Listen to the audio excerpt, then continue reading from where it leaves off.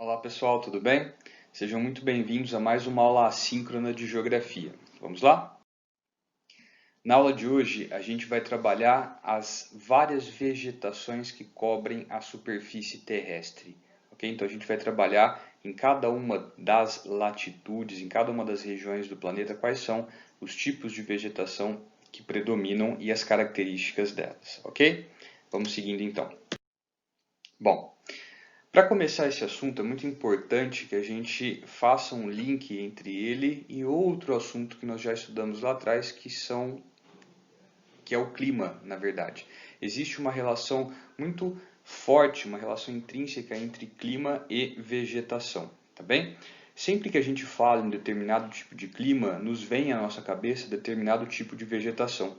Isso acontece porque clima e vegetação são duas coisas que andam juntas. Os tipos climáticos e as características do clima, como a temperatura e a umidade, favorecem o surgimento de determinados tipos de vegetação com determinadas características. Então são duas coisas que andam muito juntas, tanto que se a gente sobrepusesse um mapa mostrando os diferentes tipos de vegetação e os diferentes tipos de clima, a gente ia ver que eles quase casam um com o outro, ou seja, que as áreas são praticamente as mesmas, tá certo?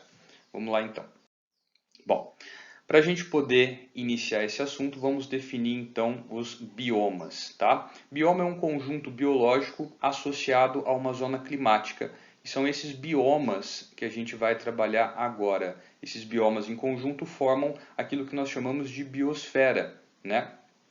Que é a parte do nosso planeta onde estão os seres vivos, ok? Vamos começando então o nosso assunto. Bom, começamos trabalhando o bioma da floresta equatorial. A floresta equatorial, ela ocorre em regiões do planeta caracterizadas por altas temperaturas e altos índices de precipitação, ou seja, uma grande quantidade de chuva, tá bem?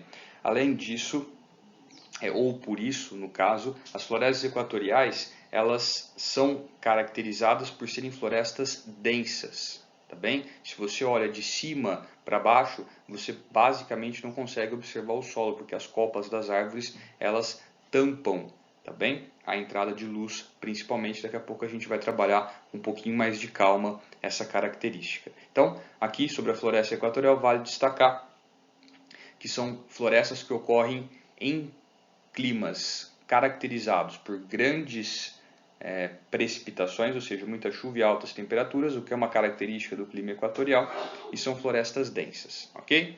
Vamos seguindo. Bom, onde localizam-se as florestas equatoriais? Conforme vocês podem observar aqui no mapa, as florestas equatoriais elas localizam-se ao longo da faixa equatorial por todo o planeta, onde nós podemos destacar algumas, tá? Como a floresta amazônica aqui na América do Sul, que não ocorre só no território brasileiro, mas sim em outros países vizinhos ao nosso também. A floresta equatorial do Congo, no continente africano, e as florestas equatoriais que cobrem países asiáticos como a Indonésia e as Filipinas, tá bem? Bom, as florestas equatoriais, elas são caracterizadas também por apresentarem uma grande diversidade de espécies. O clima quente e úmido ele favorece essa diversificação no número de espécies. Porém, entre essas várias espécies, há uma grande competição pela luz do sol. Conforme a gente comentou lá atrás, as florestas equatoriais elas são densas, então a copa das árvores maiores ela tampa a entrada de luz solar. Isso faz com que surja nessas florestas espécies de plantas adaptadas a condições de luminosidade menor, ou seja, plantas acostumadas a pouca luz. Tá bem? Daí então essa grande variedade de espécies existentes nessa floresta também, ok? Bom, as florestas equatoriais elas são caracterizadas também por terem solos mais pobres do que comparados com os solos de outras formações vegetais. Tá bem? É por isso que a prática de algumas atividades econômicas como a agricultura em regiões equatoriais ela não é aconselhável, tá? Porque os solos eles são pobres. A gente fala que as florestas equatoriais, e a Amazônia se inclui nesse rol, são autossuficientes. Por quê? Porque o solo é adubado pela decomposição das folhas e dos frutos que caem das próprias árvores. Então, na camada superior do solo forma-se uma estreita camada de humus, que é matéria orgânica, formado pela decomposição dessas folhas e frutos. É isso que abastece, que mantém essa floresta, óbvio, juntamente com a grande quantidade de chuvas que cai ali. Uma vez que você retira essa vegetação e passa a explorar o solo, você vai fazer com que ele se torne pobre em um curto período de tempo e torne também necessário o desmatamento de uma outra área para continuar essa prática. Então é inviável essa exploração econômica em florestas equatoriais, tá certo?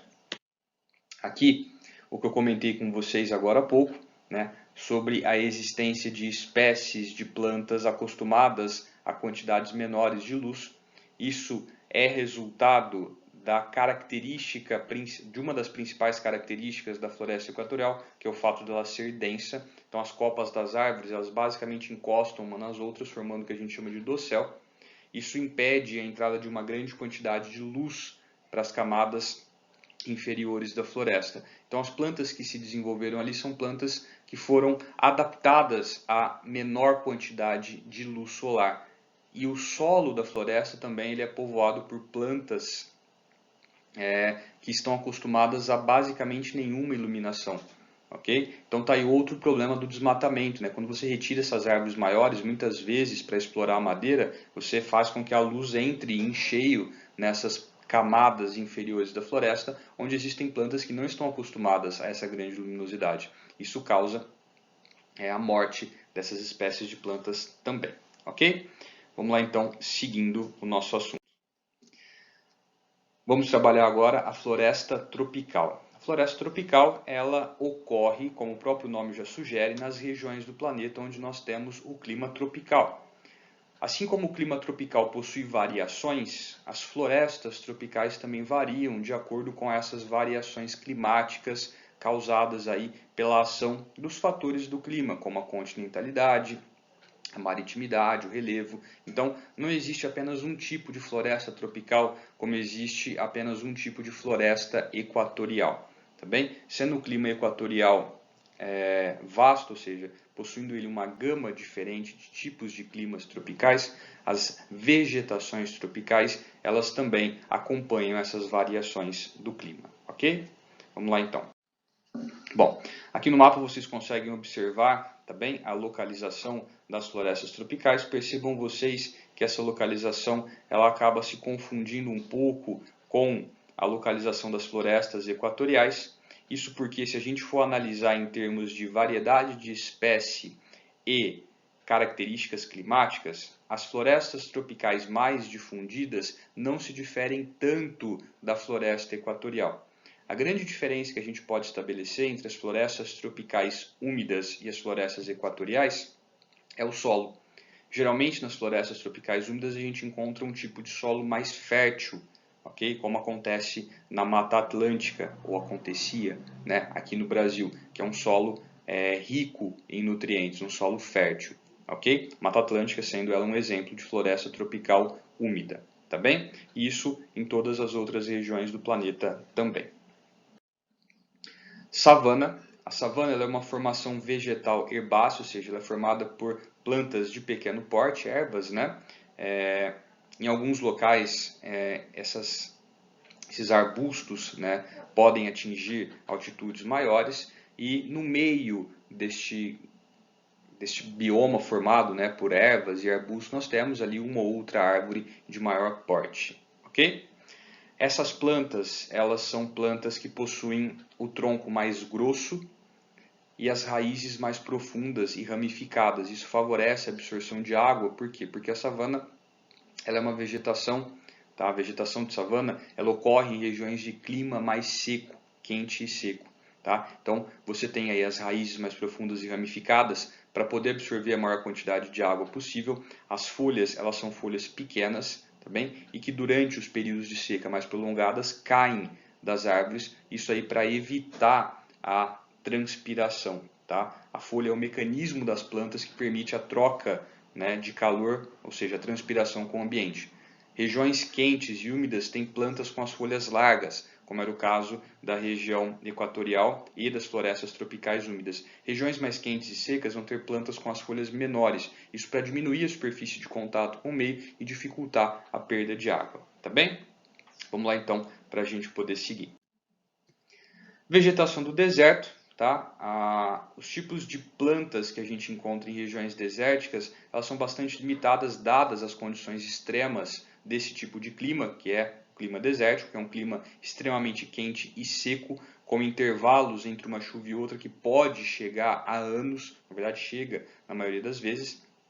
Então, as vegetações que crescem em regiões desérticas são em variedade muito pequenas e, em alguns casos, elas simplesmente não existem, tá?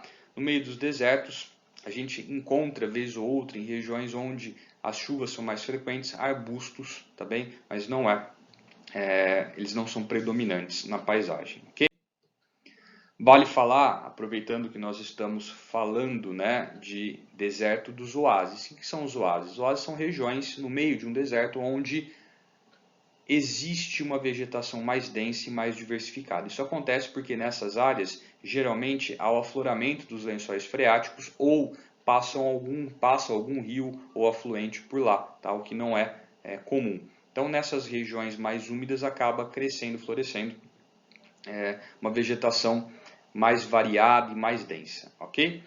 No caso onde existem rios, como é o caso do Rio Nilo, que atravessa uma boa parte do deserto do Saara, é possível inclusive a prática da agricultura, né? O Rio Nilo tem um regime de cheias, essas cheias acabam ocupando as águas, as margens, né, do rio. Quando o rio volta ao seu leito original, essas margens ficam úmidas e adubadas, e ali pratica-se a agricultura, isso desde a antiguidade, da civilização do Egito Antigo, tá? Mas isso não é comum, repetindo, acontece em algumas poucas áreas onde há o afloramento dos lençóis freáticos ou onde há a presença de rios, como o Rio Nilo, tá certo?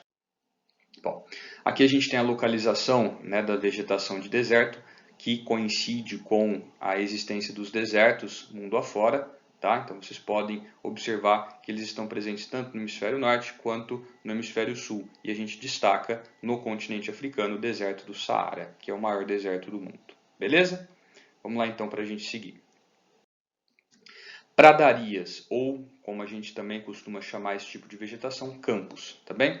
As pradarias ou campos são vegetações rasteiras também de pequeno porte, uma vegetação herbácea, né, formada aí por ervas predominantemente rasteiras, sempre verdes, ou seja, é o que a gente chama de perene, né? Elas não amarelam, como acontece com arbustos, né, de pequeno porte em outros tipos de vegetação, tá bem? O clima que favorece a formação das pradarias dos campos é um clima predominantemente úmido, tá bem? E com temperaturas mais amenas, ok? Também se forma esse tipo de vegetação quando há o desmatamento, né, das florestas que ocorrem em regiões de clima mais temperado, que a gente vai trabalhar daqui a pouquinho, ok? As estepes. A estepe ela pode ser entendida como uma variação dos campos ou das pradarias que a gente viu lá atrás e ocorre principalmente nas regiões de clima temperado. Ela também é caracterizada por uma vegetação arbustiva e herbácea, ambas de pequeno porte, tá bem? O que faz com que ela se assemelhe bastante aos campos. A grande diferença das estepes para as pradarias basicamente é a localização geográfica, ok? O que faz com que o tipo climático mude de uma para outra, e isso acaba, obviamente, interferindo, né, nas características da vegetação, mas, de maneira geral, essas características elas são bastante similares, ok? Vamos seguindo então. Onde localizam-se as pradarias, né? O Brasil ele tem uma parte do sul do seu território ocupado por esse tipo de vegetação. Vocês podem perceber, né, que ela é uma vegetação de climas mais amenos, ou seja, de latitudes mais elevadas, ok? Aqui no Brasil, no caso, né, o clima subtropical, mas ela acontece também em regiões de clima temperado, ok? Bom, continuando com o nosso assunto, a taiga, ok? A taiga é o que nós chamamos também de floresta de coníferas. Por quê? Porque o fruto das árvores que ocorrem nesse tipo de vegetação, né, a pinha, ela tem a forma de cone e também pode ser chamada de floresta temperada ou floresta boreal. Então aqui nós temos, né, vários nomes diferentes para uma mesma vegetação, ou mesma formação vegetal, ok?